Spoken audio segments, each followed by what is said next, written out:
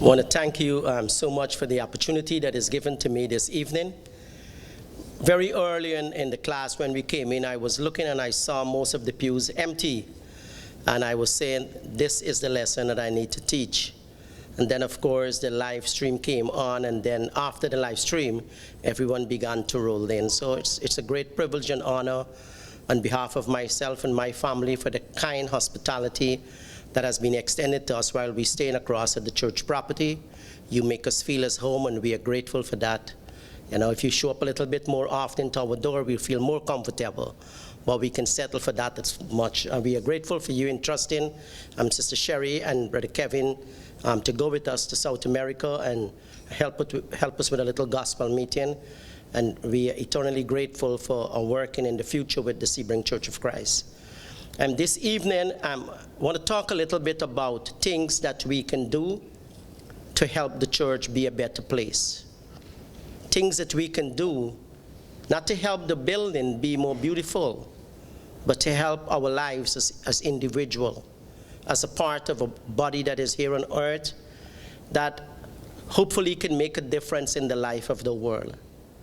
And so, when we look at the text of the book of Ephesians chapter number 5, and I ask that you turn there, and I be looking for some volunteer if you will be reading, and just indicate by raising your hand, and I'm going to shoot the text to you, and hopefully that you will be able to read. Now, I notice I've learned something over the year that you come and you say, where is this lesson? Where is it? It's right here.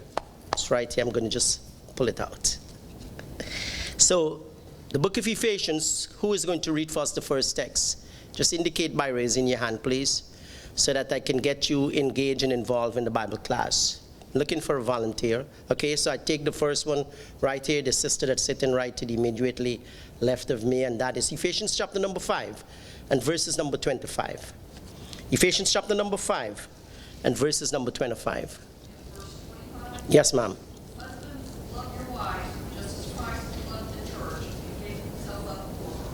So here the Apostle Paul is dealing from the standpoint in the context of the text that there are things that we can do. There are things that God knows that we are capable of doing. And that is to express our love for each other. And so he drafted into picture the relationship between a husband and a wife. You know, I came in last week here and I was looking at the couple that is sitting right there, that young lady and that young man. And, you know, I can see that love between the two of them. And that is the love that God wants us to have, you know. God wants us to have love that express so that the world can see. And Paul used the principle here to teach us how we can show love to the church. When we show love to the church, we are doing things that is good. Husband, love your wife, even as Christ loved the church and gave himself for it. Now, I want you to look in the context of the text that is used here, give himself for it. Because sometimes we do some things for the church, but we're not willing to do all things for the church. We are willing to give something towards the church, but we're not willing to give of our all to the church. And so he brings into the equation the idea of a relationship between a husband and a wife.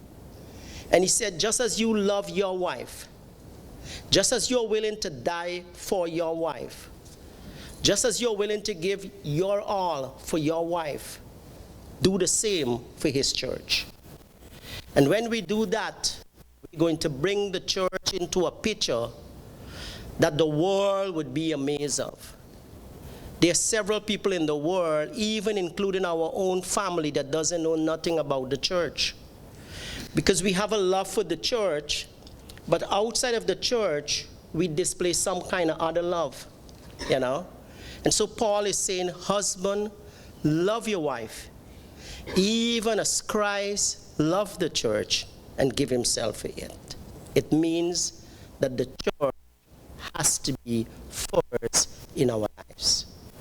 Jesus said in the book of Matthew, chapter number 6, and verses number 33, but seek ye first the kingdom of God and his righteousness, The church must be first. It must be first only in attendance. It must not be first only in helping and doing things that are going to enhance the livelihood of the person that's next to you. But the idea of loving the church means you behind, the church is in front. The church must be the driving force in our lives. And that is why Paul said, husband, love your wives, even as Christ loved the church. Now, how many husband and wives we have in the building here? Can you raise your hand, please? So you have 1, 2, 3, 4, 5. You have a lot of husband and wives, you know. So what happened to those that had a husband or those that had a wife that for some reason choose not to love as they should have loved and went away, forgetting that they had made a commitment to God Almighty, that they too need to love their wives and love their husband just as they love the church. I know of many people that would leave one congregation and go to another congregation and try to demonstrate so much love there, but the congregation that they leave, there is no love there, you know. And Paul is making it very clear that things that we can do to help the church is to always show the agape love. Always show the agape love. Secondly, I want to take you to the book of Philippians chapter number 2. Philippians chapter number 2 and verses number 15. Who is going to read first? Philippians chapter number 2, verses number 15. Can I take the volunteer at the back, way down at the back? Okay. Go right, all right. Go. Well, we have 2 volunteers, so can I take you at the back right there? Yes. Yes, sir.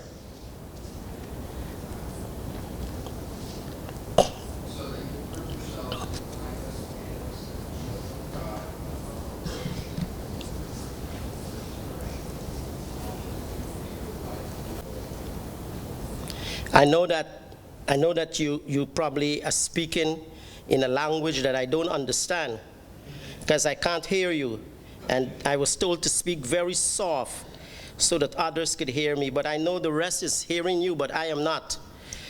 So can you give me that man voice? That man voice. Raise that man voice a little bit.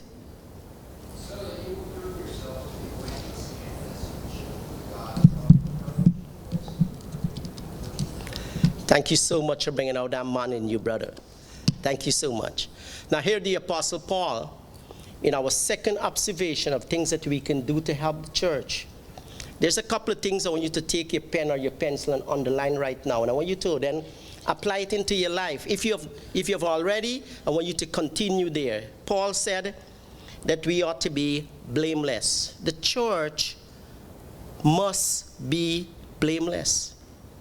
People must be never able to point their finger at the church because something that we are doing that is not right. When people look at the life of the church, when they look at your life and they look at my life, it must be blameless. It must be a life that attracts other people. When people look into our homes and into the lives of a relationship between a husband and a wife, they want it to come where we are going and want to be where we are. And so the Apostle Paul said that you become blameless and harmless, children of God without blemish, in the midst of a crooked and perverse generation, among whom you shine as light. Every single Christian, if we shine as light, the world would be a better place. The church will be a better place. But we have to be shining as light every single day of our lives. Notice the text in asks us to be perfect every day. Notice the text in asks us to be sinless every day, because we sin in words, we sin in thoughts, or we sin in deed, you know. We do things and we say things in our lives as Christians that we sometimes should not do and should not say. But the text asks us to be a light in a dark world. The church must be a light in a dark world. That is why Jesus said in the book of Matthew chapter number 5, he said, you're the salt of the earth. Then he said, you're the light of the world. Then he said a man cannot just take a light and put it on the table, but he place it on top so that it give light to the entire world. Then he said, let your light so shine among men that they may see your good works and glorify your Father which is in heaven. So the Apostle Paul, in writing to the church at Philippi, to the Philippian brethren, a church that was very strong and conscious about doing good things, but at some point in time seems to be drifting back. And Paul said that you ought to be blameless, and you ought to be harmless, and you ought to be a light among the generation that is in darkness. So there are 4 things there that you must underline: blameless, harmless, children of God, and shine as a light in the world of darkness. Now, when we do that, when we're able to accomplish that, the church will be a better place. The church will be a better place. You know, sometimes, and we will talk about this a little bit, but sometimes we act one way and we live another way. And sometimes we said the circumstances is what caused this to happen. But we ought to change circumstances. Circumstances should never change us. And that is why, even though we live in a world that is crooked and sinful, and that is the world in which we live in, the people that we dwell among, we still ought to be light that's shining. You know? We ought to be light that's shining. If you take all these lights off, these physical lights off, your life still ought to be a light. You know? And it ought to be a light for those that is in darkness. So we ought to do things that can help the church to grow and help the church to develop into an area that people wanted to be here. Because what would happen in the next 20 years? I mean, I can see a lot of retiree already here, a lot of older folks already here. What would happen when we gone to the great beyond? If we don't shine as a light now, what is going to happen to the younger generation? You know? So we ought to be blameless as well and harmless. And we ought to be children of the Most High God. And children of the Most High God, the God that you and I serve, doesn't want us to be perfect. He knows we cannot be perfect. But He wants us to be blameless and sinless. And He wants us to be light that shine. And so that is important for us to understand. So there are things that we can do that will help the church. First, we have to have the agape love for each other. And we have to demonstrate it. We have to love God the same way we love the husband and wife relationship, and even go beyond that. You know, there are times in our lives that we will be angry with each other. It's nothing wrong for a husband and wife to be angry, but angry and sin not. It is all right for us to be disappointed. I wish if I could see a perfect marriage. You know, the only time there'll be a perfect marriage is when we're in heaven with Christ. You know, but there's going to be time when you're going to be disappointed. Something is going to happen, but you still got to love the person. And there's going to be time when you're going to be disappointed with Kevin. Like I am always disappointed with him, but I love him. You know, I said to him, I made a suggestion to him. The Guyanese way of asking for stuff, sometimes we ask, but we ask too late. But I always believe in asking. So I said, do you have an opportunity where you can help me with some big print Bible? Take back to Guyana, couples. He said, yes. I said, could you have it in your suitcase? Let us take it. He said, oh, no, not in my suitcase. You already packed in my suitcase already.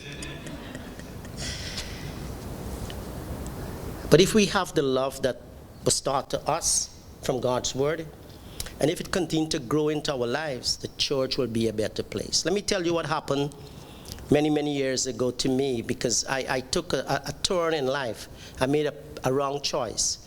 When I was a young Christian, I thought I was helping the church, but I was hurting the church. And I hope, you know, that we can see this as a...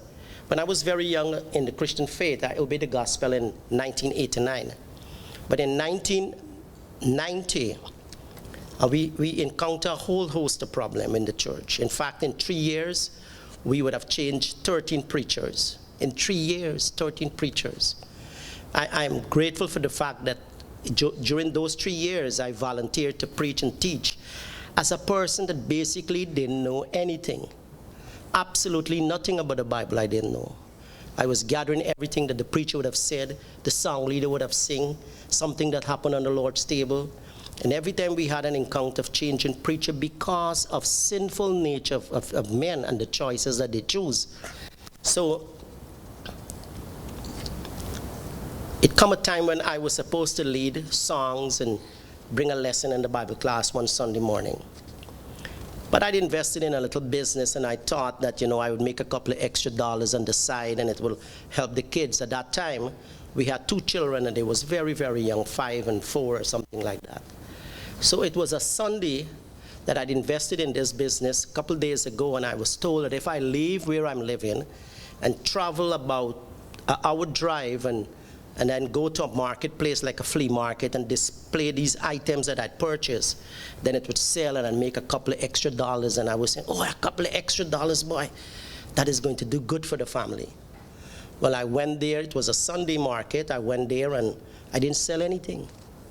Absolutely nothing. It caused me to go travel and go there and then come home back. I didn't sell anything. So I had a second thought. I said, well, the people didn't know that I was coming on Sunday, so let me go back the next Sunday.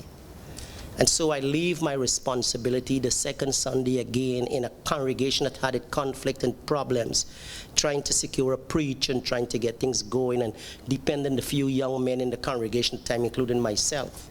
And I leave the second Sunday again with the intention of going and sell and making a couple of dollars. Well, I established myself the first time. I probably would do a business the second time around. I sell absolutely nothing again. Absolutely nothing. I got myself a few vegetables and some fish that I bought from the marketplace and got myself a transportation car, and then I came back home and I learned you always have to put the church first. I've been preaching at that congregation now for over 25 years straight. They haven't changed their preachers yet, Brother Kevin. I've been preaching for that congregation for over 25 years now. And I've been working with the Smithville Church of Christ and the Keltonburg Church of Christ in the Tennessee area for over 25 years on broken record. I'm grateful for the fact that I learned very early that when you put the church first, God will take care of things in your life. There's an old saying, if you put everything in the hands of God, then the hands of God is in everything. And so the Apostle Paul said to love the church just like a husband loves his wife. And then Paul went on to the church at Philippi by saying that we ought to shine in this world of darkness.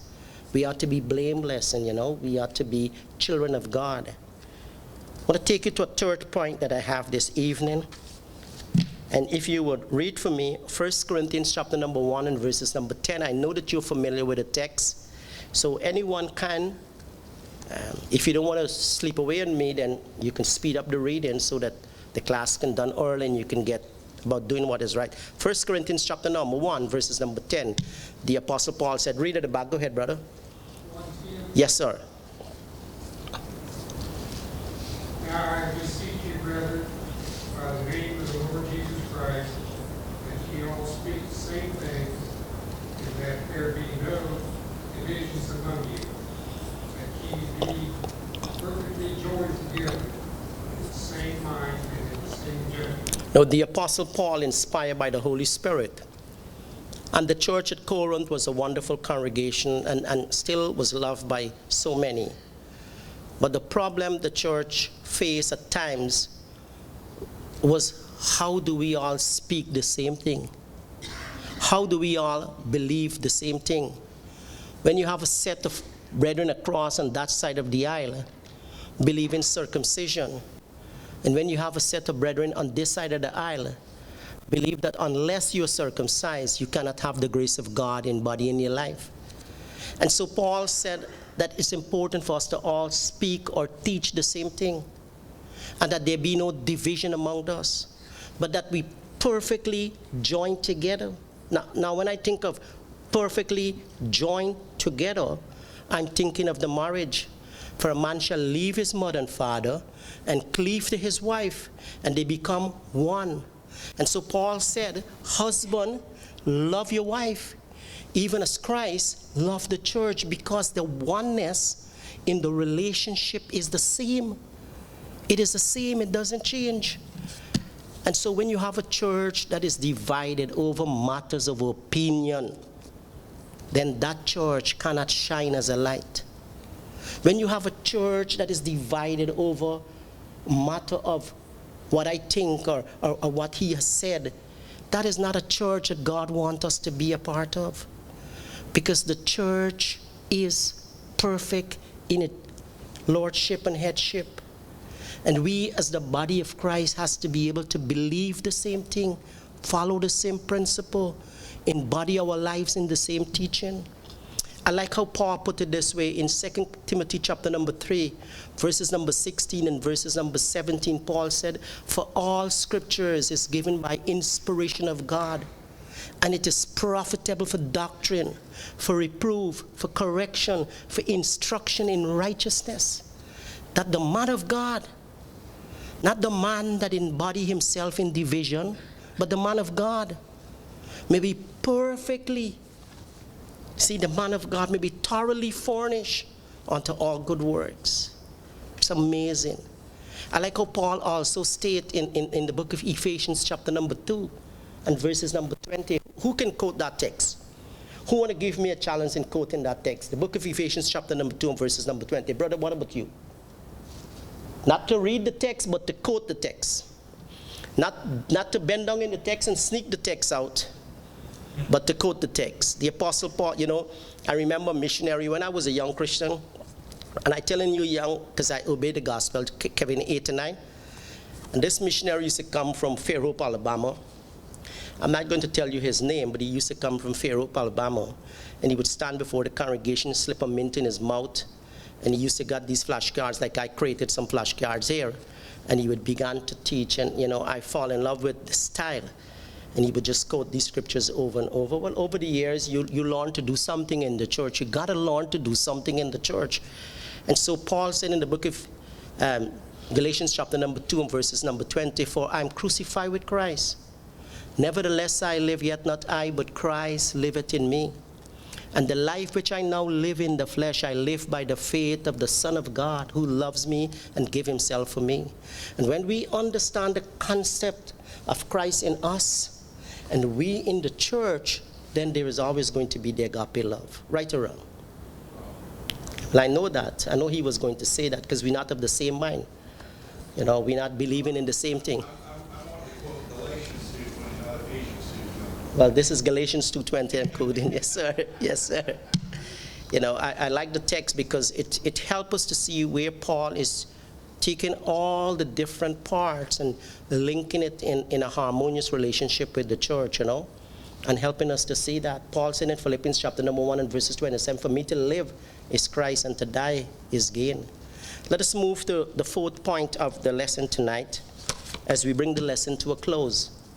What is it that I can do to help the church be a better place? What is it that I can do to help me be a better person? I am a part of the body of Christ, the church. What is it that I can do to help me be a better person? The Bible tells us in the book of Matthew chapter number 5 and verses number 8. Who can read that? Matthew chapter number 5 and verses number 8. It's some simple words there. Jesus himself speaking to the disciples. Go ahead, Kevin. Blessed are the pure in heart, for they shall see God. Blessed are the pure in heart, for they shall see. He was preaching to his disciples. He was actually encouraging his disciples. And he was using the principle taken from the Old Testament with Moses, how Moses saw God's face. And he said that if you live a life that is pure and simple and honest, if you live a life that shows love for God, Father, if you live a life that put me and the church first, he said, just as Moses saw the face of God in the Old Testament, there will be a time when you will be with God face to face. You will see God face to face. What is more blessed than that? To exit the life of the living and live with God eternity, knowing that we have done all that we could have done. And so, blessed are the pure in heart. We must be able to live life that is clean, that is holy, that is honest, that is sincere. We must be able to live those lives. And can we do it? Yes, we can. We can do it. Why? Because we are to be the example of the Master. We are to do what he did. And so it's important for us to understand that. And to live our lives in a relationship that we can hear one day, well done, good and faithful servant. Well done, good and faithful servant. And so it's important for us to take check of our lives every day to make certain that if there's something that we have done or said that needed to make a change in our lives, that we do it before it is too late. Because our life before the Master must be a life of faithfulness and a life that is clean before him, you know. I like the excuse that the preacher once make, you know. I take no credit for it, but I'm going to share it with you. It was a story of a young preacher, and he was walking the road one day with his wife, and she was expecting to have a child. So she was about 7 months pregnant, and he held her hand, and they was walking the road, and suddenly on the opposite side of the road, this beautiful young lady, she was walking on the opposite side of the road, and the preacher just glanced his eyes upon her, and he keep looking like this, and he keep looking like this, and his wife, you know, she felt embarrassed, so she tapped him on the face with a little slap, you know, and he didn't say anything. He just go on very quietly, planning his defense, and they went to a diner like the Hibachi. They went to the Hibachi, and they sat down there, and the waitress brought them the menu card, and his wife was looking at the menu card, and he was looking at the menu card, and then suddenly he turned to the wife. She said, "I was so embarrassed. I felt so small that you would do that to me." And he said, "Honey, look at the menu card." He said, "Is there anything on the menu card that you love?" She said, "Everything." He said, "I love everything too, but there's only one we can choose, and I choose you." See, sometimes we can miss it. We can miss it. We can be distracted in the world sometimes that is before us, and many of us as Christians have been distracted from the church. Many of us have been distracted from the relationship that God has placed us in as husband and wife, you know. But it's not too late. God still loves us, and God still cares for us. And God placed before us his menu card, and we can choose to follow God. And so Jesus said, "Blessed are the pure in heart," not the perfect in heart, but blessed are the pure in heart. Those that are going to live life that is sincere for the Master. Those that is going to make correction when correction needed to be made in their life. And he said, just like Moses saw the face of God, one day you will as well. But your life has to be inclined to his words, make the church a better place. Make the church a better place. In concluding this evening of the Bible class, let me take you to the 5th point in the lesson. Things that we can do to help the church be a better place. And that is in the book of Acts chapter number 20 and verses number 35. And that is, we should give as God has asked us to give. I'm going to tell you a little about giving, because there are Christians who don't want to hear about giving. I mean, when it comes to giving, that is a big issue with all the churches. I don't know whether you agree with me or not, but that is the simple problem that we face when it comes to giving. How much should we give? What are we supposed to give? Is giving only money? Is it only material things? You know? But what does Acts 20 and 35 say, Brother Kevin? Yes, sir. In everything I showed you that by working hard in this matter, you must help the weak, and remember the words of the Lord Jesus, that he himself said, it is more blessed to give than to receive. So we find right away from the mouth of the Master, from the voice of heaven said, it is a blessing to give than to what? Receive. It's always a blessing to give.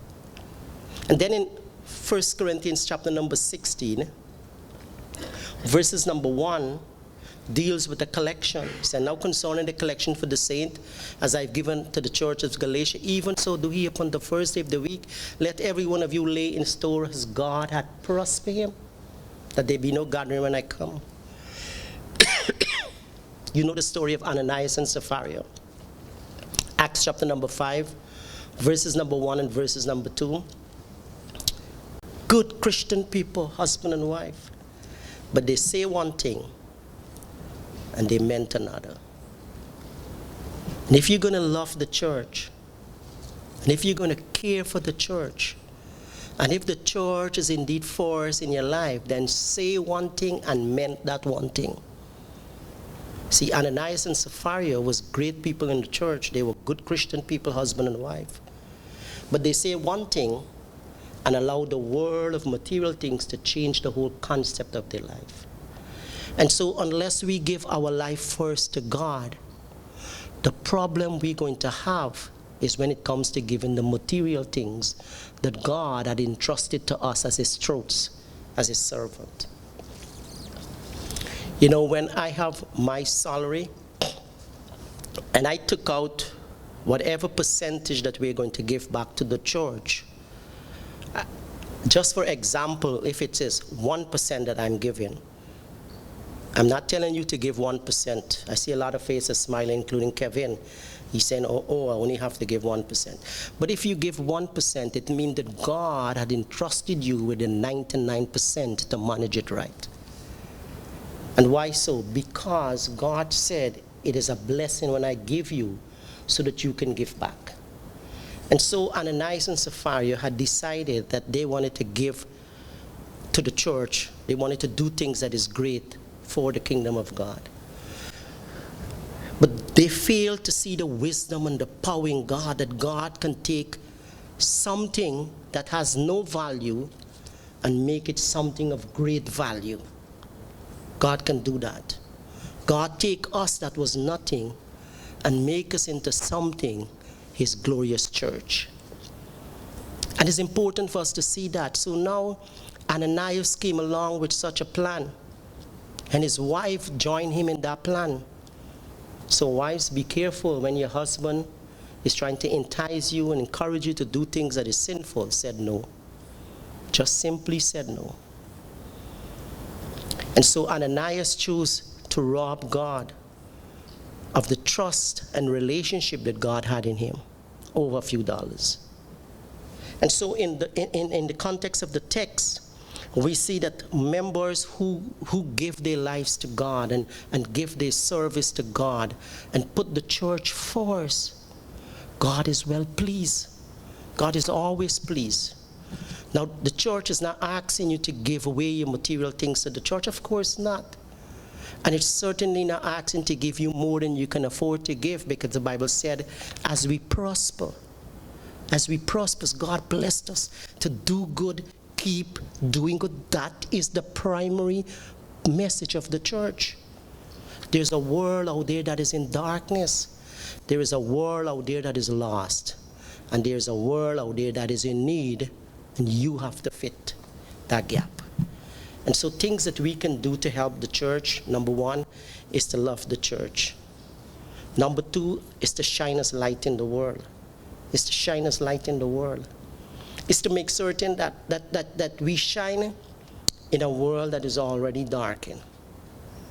Already darkened. Just like, when we had the power failure, someone loaned the generator to the church for a couple of hours and run it across to another place for a couple of hours. It reminds me of South America right away, boy. We have to make certain that we do that. And your life has to be a life of giving. And so, permit me to conclude by saying one thing, is that had all these members that is going to be here on Sunday were here tonight, they would have not missed such a wonderful lesson. I hope it was a wonderful lesson. Because the Hebrew writer said to us in Hebrew chapter number 10 and verses number 25 that we ought not to forsake the assembling of ourselves. And he said, as a manner of some is. As a manner of some is. Don't find yourself occupy or preoccupy on the date that you agree on the time that you agree on to meet with the saint. Unless you're sick, if you're out of the district, you can plan while you're out of the district to find a congregation in that district so that you're still with the saints. Putting the church first is important in our lives. It's make us a better place. I want to thank you for your time. Is there any question? Anything that you didn't understand, you want me to speak in English?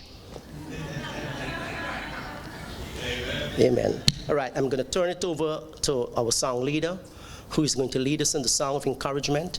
If you need prayers at the church, I know the elders will be standing by to take your requests. If you need to adjust your life in the area of doing things that you love to do and you wanted to get back doing, here is an opportunity to do it and keep doing the good things that you're doing, because with God all things are possible. It's always possible. I want to thank the Sebring eldership and the brethren here for the opportunity and for their support and love toward us in South America, even though none of you, most of you, all of you, except for Kevin and his wife, doesn't really know us. You trusted us because we are the one family, the church. And you're doing what God asks you to do. So thank you so much, Brother Kevin.